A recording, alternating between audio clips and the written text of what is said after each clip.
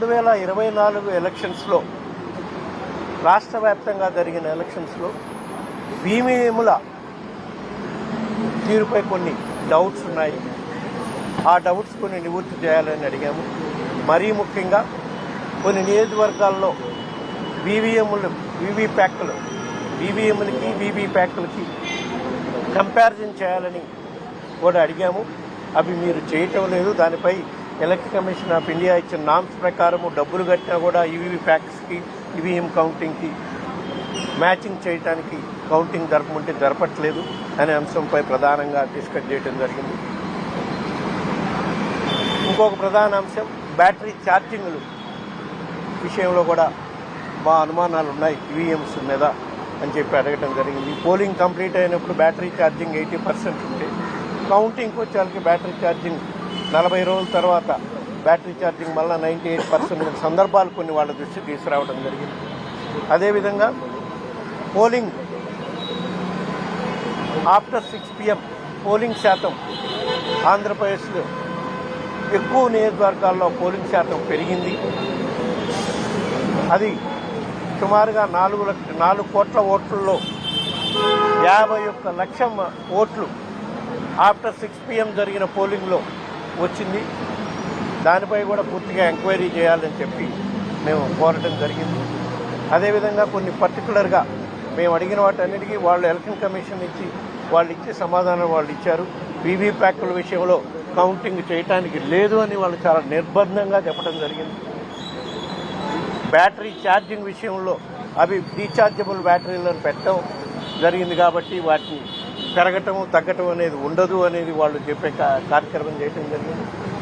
అదేవిధంగా 6 తర్వాత పోలింగ్ జరిగిన దగ్గర మెండుగా ఎక్కువ శాతం పోలింగ్ జరిగిన దానిపై వాళ్ళు పరిశీలిస్తామని చెప్పడం జరిగింది. నియోజకవర్గం వైపు డేటా తెప్పించుకుని ఇంకొక అంశం 2014, 2020 కన్నా రాష్ట్ర వ్యాప్తంగా కొన్ని నియోజకవర్గాల్లో పోలింగ్ సంఖ్య గణనీయంగా పెరిగింది.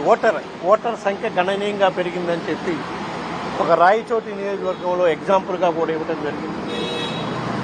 దానికి ఎలక్షన్ కమిషన్ ఇచ్చి చాలా సానుకూలంగా స్పందించారు. ఆ నియోజకవర్గం నుంచి ఓటర్స్ డేటా తెప్పిస్తామని చెప్పడం జరిగింది.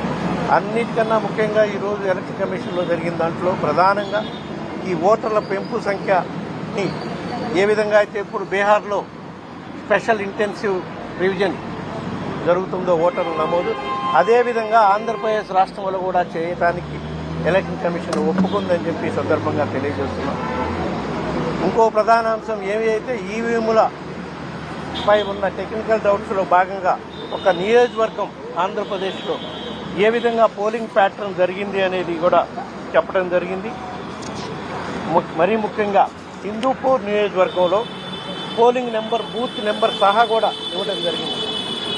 Polling booth number 157, number 20 Hindupur assembly parliamentary కాన్స్టిట్యున్సీలో, పోలింగ్ స్టేషన్ నెంబర్ 28లో ఏ విధంగా పోలింగ్ ప్యాటర్న్ జరిగింది అనే దానివల్ల మాకు ఈవీఎంలపై అనుమానం ఉంది అని చెప్పి ఎక్స్ప్లెయిన్ చేయడం జరిగింది.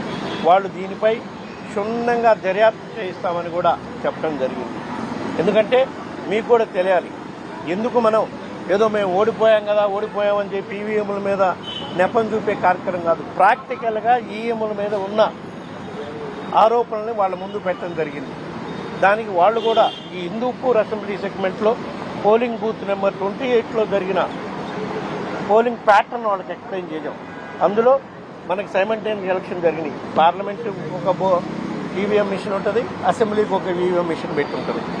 దాంట్లో వైఎస్ఆర్సీపీ పార్టీకి పార్లమెంట్లో 472 ఓట్లు వస్తే సేమ్ బూత్లో అసెంబ్లీకి వైఎస్ఆర్సీపీ క్యాండిడేట్కి కేవలం 1 ఓటే వచ్చింది. మళ్ళా ఇండియన్ నేషనల్ కాంగ్రెస్కి పార్లమెంట్కి 1 ఓటు వచ్చింది అదే బూత్లో. అసెంబ్లీకి ఇండియన్ నేషనల్ కాంగ్రెస్కి 464 ఓట్లు వచ్చింది. టీడీపీకి పార్లమెంట్లో 8 ఓట్లు వచ్చినాయి. పార్లమెంట్లో అసెంబ్లీకి కేవలం 95 వచ్చింది. ఎందుకంటే ఆంధ్రప్రదేశ్లో కాంగ్రెస్ పరిస్థితి ఎట్లా ఉందనేది మనకందరికీ తెలుసు. సో ఇంత ప్యాటర్న్, ఓటింగ్ ప్యాటర్న్లో అసెంబ్లీకి పార్లమెంట్కి డిఫరెన్స్లు ఉన్నాయి. పార్టీకి కూడా ఏ విధంగా ఇంపార్టెన్స్ ఉన్న పార్టీకి, ఇంపార్టెన్స్ లేని పార్టీకి ఏ విధంగా డిఫరెన్స్ వచ్చినాయి. ఇందువల్లే మాకు ఈవీఎంల మీద అనుమానాలు ఉన్నాయి.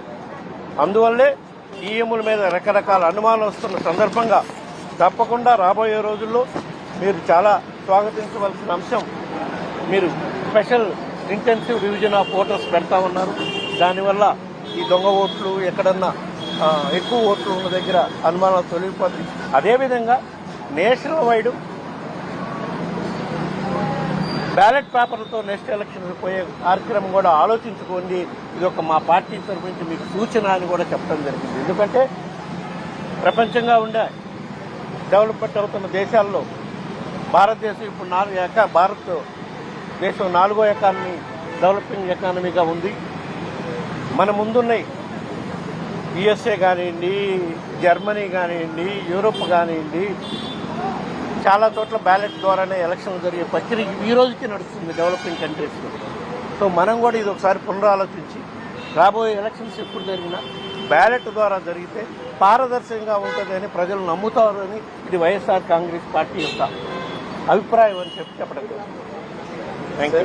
ఇదే సమయంలో అంటే ఇప్పుడు అందరూ అడుగుతున్నటువంటి ముఖ్యంగా అధికార పార్టీ అంటే ఇప్పుడు నేను ఓడిపోయాక మళ్ళీ ఇందాకనే చెప్పాను కదమ్మా, కాదమ్మా ఇందాకనే చెప్పాను నేను.